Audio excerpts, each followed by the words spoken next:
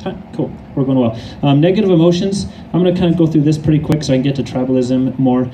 Feelings opposite of the spirit. We're kind of told, and I talked about this a little before, as we feel these uncomfortable emotions, it's from Satan. It's never just from our intuition actually telling us that something's bad. We see my wife in Baltimore, she got in this elevator all by herself. It was the back service elevator, and this dude looked at her and stepped into the elevator and freaked her out. Every fiber of her being was telling her this guy's a bad dude and get out of it. I don't think that was necessarily the spirit. I think that was our body. We see alone in an elevator with this guy who's really freaky. He's looking at you in very sexual ways. You don't need much to tell you that's not a good situation to be in. Guilt and fear. These are emotions that we evolved because they can motivate us powerfully to be better, to do good things, to help others. All these things, they come together. The fear I'm going to talk a lot about in tribalism. And contention, which is, it irritates me that you can't talk about difficult subjects because always contention of the devil, and you can't differentiate between contention and difficult subjects because we can really grow and learn if we can talk about difficult things and move on. All right, tribalism. Okay, so this tribalism, a loyalty to your group, where you prejudice other groups over your group as being bad, prejudice your group as being good over others. There's a few manifestations of tribalism that I'm going to use to kind of make sense of this kind of more complex thing. They are how we prejudice other tribes as bad, prejudice our tribe as good. You have the fear of leaving the tribe, bullying those that have left the tribe, pains that come from being rejected by your tribe, and then tribal identifiers.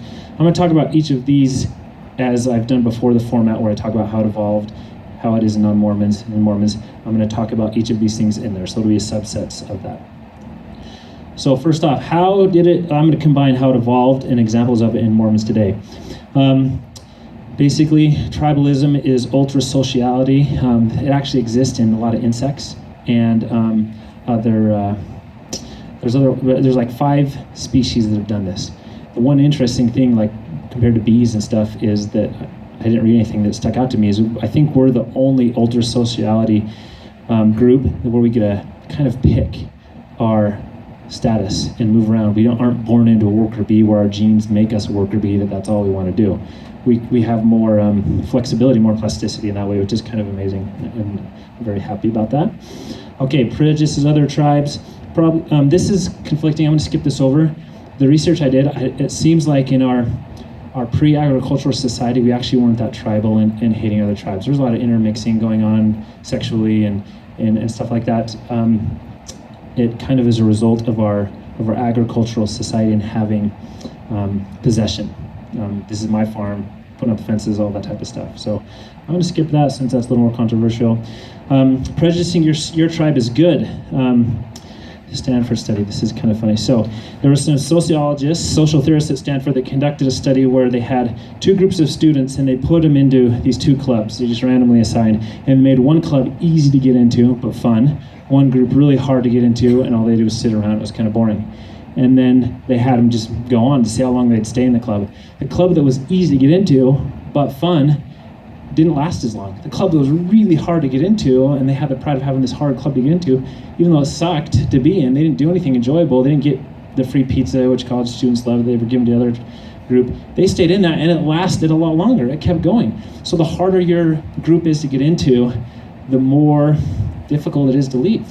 And it doesn't make sense. I don't know why that is. Actually, couldn't get a good explanation of that, but that's the studies show that. And we see that with Mormonism. Mormonism has a lot of restrictions that we have and stuff like that that makes it hard to be a part of.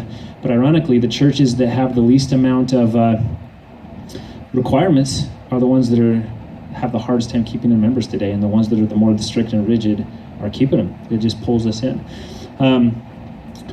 Fear of leaving the tribe. This is pretty powerful, and I'm going to speak about this personally later, but if you those pre-modern humans that weren't afraid to go off and be on their own were more likely to get eaten by the saber-toothed tiger, stomped on by the woolly mammoth, and the ones that wanted to combine together and go kill the woolly mammoth together and help each other out and have good feelings from helping each other out were more likely to do that, have all that meat, and survive. So we have in us really powerful fear emotions that are elicited when we think of leaving the tribe. And anyone who's had a faith crisis of faith, or your family members, or your spouse is still traditionally believing, and you want to step away, those are some pretty scary feelings you feel with the thinking of what could happen and how that rejection could occur. Bullying those that left. This is a shaming technique, and it used to have some positive results, like Chelsea talking about how if you don't have any painkillers, you can use shaming to help people control their pain and function at a higher thing. So it used to have some good effects. I feel like in modern society, this is one thing that we need to move beyond, the shaming, and we don't need that tool necessarily any longer, but it can have some pretty powerful effects on us. And then the pain of being rejected. The worst thing that you can do is be a traitor. There's a link to this article in the long paper, but there were some ultra-Orthodox Jews that had some priests that were sexually abusing their children. And there were a couple people that were whistleblowers that let that information get out. And the tribe, whatever you call the congregation, was harsh and really mad at the whistleblower. Instead of being mad at the rabbi that was doing the sexual molestation of the little kids, they were harsher to the whistleblower. It's worse to be a traitor than anything else. Worse to be a traitor in that tribe than it was to be the sexual abuser. And it seems unbelievable, but it happens. And so if you've been the traitor and you feel that social rejection, it's pretty powerful and it affects you strongly. All right, and identifiers. We see this all the time in the modern world with sports team. Everyone's wearing their sports logos and feeling the happiness that comes from feeling a part of that tribe and that community. All right, so examples in Mormonism of these things. And we're doing, all right, cool. About 5 minutes. So I'm going to run through these fast. We try and create a Zion. We avoid leaving. That's our aspects of tribalism. We prejudice others as bad. We don't drink coffee. All the people that drink coffee, they're so terrible because they drink this drink that actually helps you live longer and is good for your health. But they're bad people because they do this terrible thing of drinking coffee. We don't, so we're awesome. We don't do that thing. We're all amazing. That meme of Jesus hugging the guy. Have you seen that online? So I'm so glad you didn't drink coffee. Like, seriously.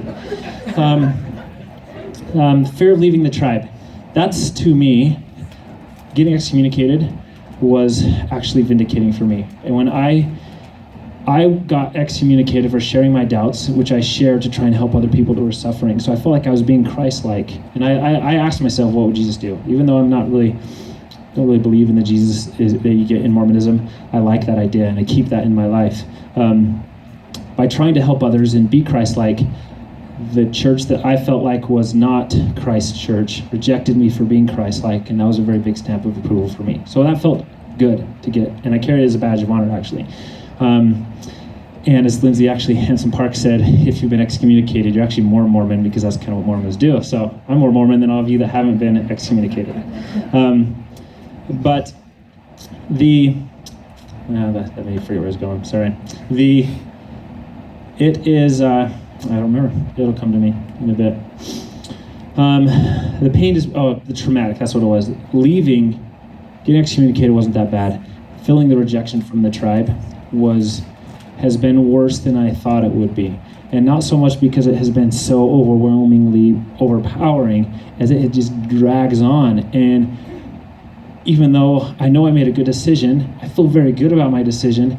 Every time I'm around my parents, every time I'm around my friends that were Mormons, I'm feeling that social rejection, and it hurts, even though I don't want it to, even though I'm like, you guys are stupid, or can't you see this, or I don't like you guys anyway, you've been so mean to me. It still hurts, and you can't get over it. And that's because we evolved to have those strong feelings to keep us in the tribe. They're powerful. It kind of sucks, but that's the way it is. So trying to develop a better sense of self and not have that affect me as much, but it is strong. And I'm going to skip that, identifiers. We have a lot of identifiers, and I think we all kind of know that. That helps us know who is Mormon and who is not. Okay, problem with the Mormon position. The same difficulties exist in other religions. People will tell you all these bad feelings you're having, Carson, when you left, is because God's telling you you've lost a spirit, you need to go back to the Mormon church. Problem is, Jehovah's Witnesses feel that exact same thing. I've talked to the left the church. Even people from very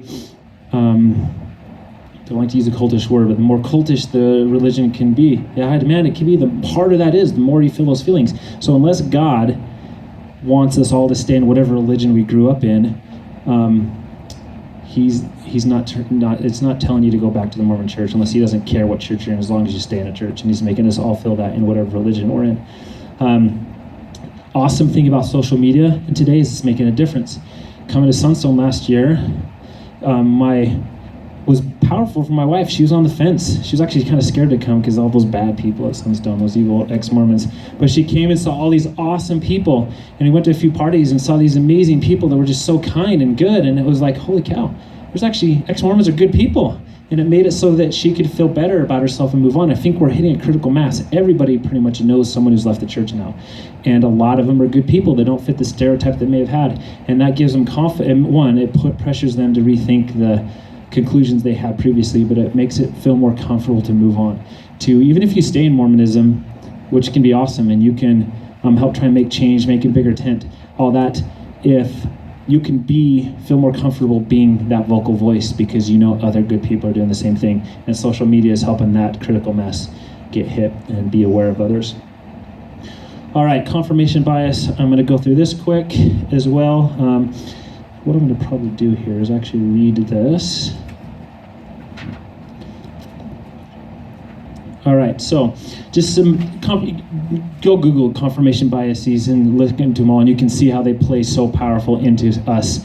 One, and you see it, Mormons, anybody having a belief, and you can give them logic, you can give them scientific evidence, and they'll reject it, or bad things happen.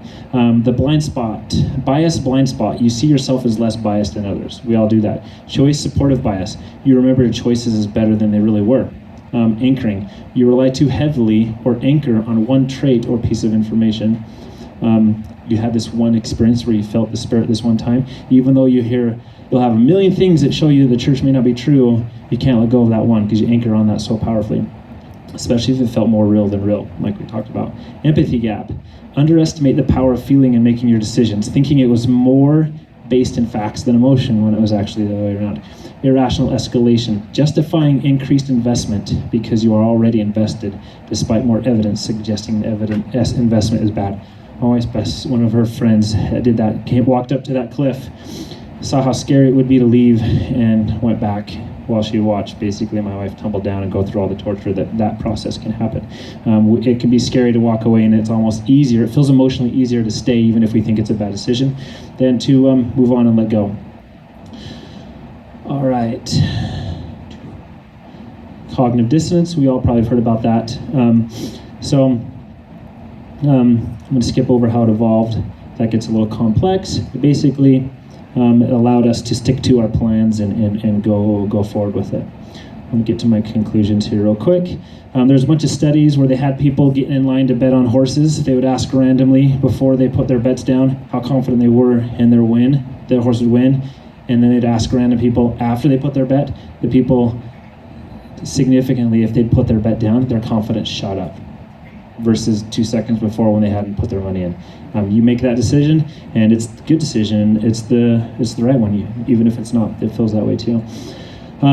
If we do something more and more and more, it feels right to us, even if we get information that it's not. The more we bear testimony over and over again, so let's say we record it and play it back to ourselves over and over again, then it'll make us think it's right. You can't reason a person out of a position they didn't reason themselves into. And as someone mentioned earlier, the Jonathan Haidt work, how a lot of times we come to our conclusions emotionally and we use logic to back them up. And we all do it, and it makes it so that no matter how much logic you give them, it's not going to take you out of that. So let me skip forward to conclusions. This is my favorite, the tender mercy example. Since I left the church, I've had things that have happened that made it so it looked like God was telling me this is what I need to do, or this is a good decision, and I love dropping the tender mercy bomb every time that happens. Something I can't think of any examples now, but I say that, actually, because as you're a trader, people are going to be looking for you to fail. If you lose your job, it's because you left the church. If you lose your job while you're in the church, it's because you need a lesson to grow. anything bad that happens, they're going to say it's a result of your decision. So anytime anything good happens, I broke my foot, healed up super fast. Like, I was doing squats. I like to powerlift a lot, and I was doing squats within a couple weeks of having this broken bone in my foot. And so I put that on Facebook and wrote tender mercies, and I got 0 likes from my friends and family that are in the church. They didn't think that was too funny. But I like it. I love doing that because it makes them think. It makes them break out of that box that they're in and look at things legitimately, because they are looking for you to justify their position. So we just need to use the scientific method in our lives more. Another interesting study they did was where there's actually several times it's happened where they've followed people in hospitals that pray to get better and those that don't, and the results always come back, bell curve always 50. People who prayed healed. Well, I need to clarify this. Overall, the people who prayed healed equally of those who didn't. If you do certain rituals, you can improve your body's response to healing and stuff like that. So I'm not getting into that part of it. Just the overall having miracles happen in your life. The miracles happen the same ratio for those who pray and those who don't, if that makes sense. All right. I'm going to skip these, actually. If you want to read this, like I said, I'll have the link at the end. The Emperor's New Clothes. It's crazy. It happens so much.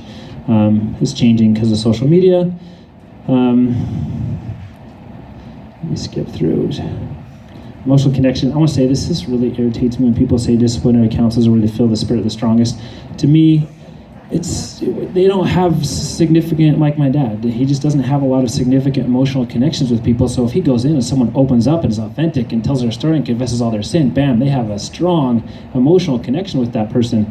It happened in ours, and I even said it, I'm like, you guys are all feeling the spirit strongly. Tell you that what we're doing is good, and we need to make this keep happening. We need to keep being more open and talking about the truth. But they still, in the end, even though it was so heartbreaking, they couldn't go with what they felt, and they went with the pressure they felt from their handbook. God of the Gaps, Ratchet Effect. If you haven't heard of those, look those up. It's happening. And conclusion. All right, I'll do this so I can finish here on time. So, what does this mean for the church? The more science we get, I'm going to skip this. I do want to throw a shout out to religion. It has been a big positive for us as we've evolved. Religion has brought us together. It's given us motivation. It's strengthened us, and there's so many wonderful things that have come from religion. But it's at a time where I feel like we need to take the good of religion, drop the bad, and move on to a better place where we can have that community. We can support each other, but we don't have to be so closed-minded, dogmatic, anti-science. If we can take the best of all that and put it together, that would be amazing. So let's all combine to help make that happen. So what does this mean for the church? Work with more logical conclusions. Stop fighting that. They can't control the message in today's world. It's like they're painting themselves into a corner a little bit, or a bit. I feel like there's 3 hurdles that I've noticed, and this is not really for the church, I guess. I put this in there because it thought it fit here, is I see people step away from the church. It seems like it happens in 3, for most people, not always, 3 phases. First, something will happen. They'll have a gay child, or they'll find out that Joseph Smith married a 14-year-old girl when he's 35 and lied to his wife about it and didn't even use the rules that are in Doctrine and Covenants 132 to do it. And they're like, and they know it's on the church's webpage now, and they're like, what? And it shocks them.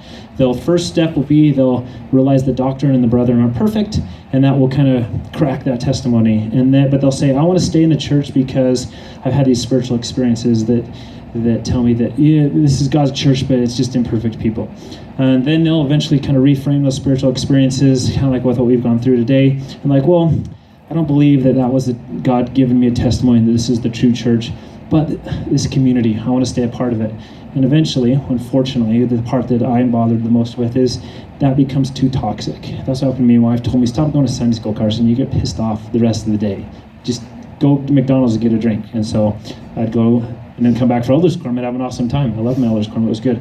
If we could make it so that it wasn't so toxic, we could keep all those people. I would have stayed. I would be an active, fully engaged in my elders quorum presidency today if it wasn't for ordained women and making me lose my testimony, or not my testimony, my temple recommended, the other T word.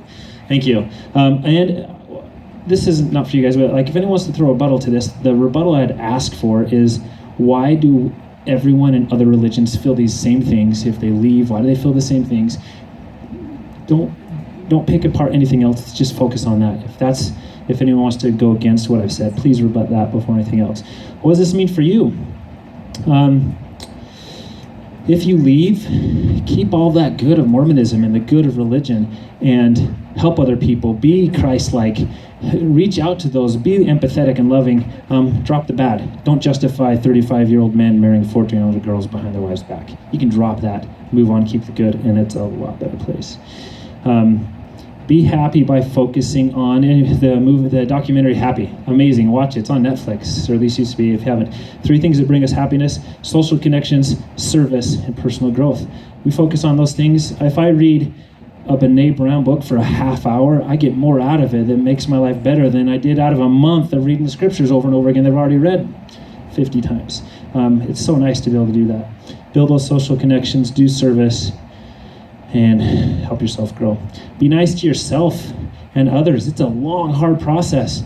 Don't push people to get out of the church too much, because it's traumatic. I don't even actually like to necessarily encourage people to get out. I like to just give them information and let them decide, but not push them. Be nice to yourself. It's hard. It's a long process. So that is it. If you would like, we'll have a couple minutes for questions, I believe, right? Just a couple. So maybe a couple. And if you have, feel free to email me, evolutionhijack@calder.org. That's not my real email, obviously, but it'll work. It'll get to me. And if you want the 20-page version with all the sources after the 20 pages, you can go to this carsonstuff.noteasybutworthit.org. Just 2 things. I'm kind of trying to make a website where I can put things that will help people transition with more happiness and less pain. And also, if you guys haven't heard about it, the MormonSpectrum.org webpage that I've been helping out with, it's just to bring people together. We need to build that community. If you live in Indiana and don't know any other ex-Mormons, go on there, click on the map, look what transitioning, post, whatever, hiking groups with kids, Mormon groups are on there, and build that community. And that's it. Thank you. So, any quick questions for the last minute or 2 we have? Chelsea? So, I read The Righteous Mind by John Hayes, and he talks about how when someone posts something politically on Facebook, or has a stance on something, there's that intuitive, evolutionary reason why they feel the way they feel.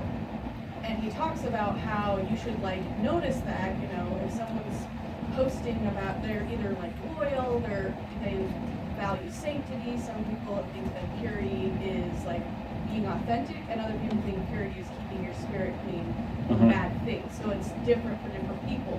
And it's just if someone likes Mexican food versus sushi, it's just innately evolutionary who they are. My problem is when you recognize that intuition, what is your suggestion for speaking to people who are religious? Because in my experience, you can say okay, I understand why you're so focused on the Planned Parenthood video, and that's you're so obsessed with abortion and not all the good things that Planned Parenthood does. Using logic doesn't work, because they can always trump you with, well, because God says that it's wrong. So my question is, how do you talk to people using this, evolutionary knowledge and trying to get on their level and relate to this is why they feel the way, this is why they believe this way. It's this evolutionary trait. Knowing that information, how do you come at them with a calm, rational discussion to maybe have them see your point of view as well? Without triggering them. I think I'm no expert on this, but it seems like even Jonathan, I think he might say in his book, in that book, or one of the TED Talks he gave, about how basically we have similarities. There's those differences, but we have the similarities. We care about helping people. So if we can focus on that part of it, that can help out. But at the same hand, trying to use that to then help them see your side just doesn't work. And honestly, I don't know. We talk all the time. Is there anything we could do that would help it so that people, without having to have a gay child or have some traumatic experience that could trigger that understanding, to bridge that gap? I don't know. I just think we can be empathetic, build those relationships. The more they understand us, it seems like the more they're willing to do it. So just love them and support them. And then I think as they understand you, they'll be more good. All right, so email if you have other questions. I think that's it. Time. Thank you, guys.